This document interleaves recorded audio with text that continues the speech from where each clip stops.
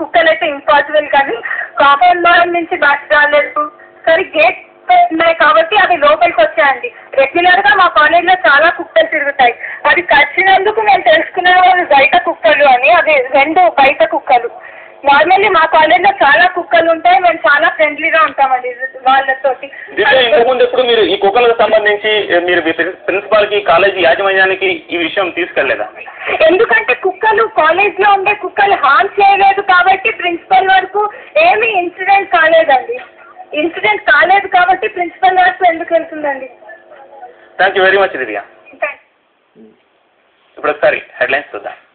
ఇది మన యొక్క టీవీ వార్తా విశేష అక్షరాలు దిద్దుకునే పిల్లలకు వార్తా స్రవంతి. హైదరాబాద్ కోటి ఉమెన్స్ కాలేజీలో కుక్కలు దాటిపై టీవీ ప్రత్యేక రిపోర్ట్ అజయ్ కుమార్. సూర్యుడి పంటపై చెలరేగిన నాగం, ఫ్లోరోసిస్ పై నడుస్తున్న చర్చ. చాలా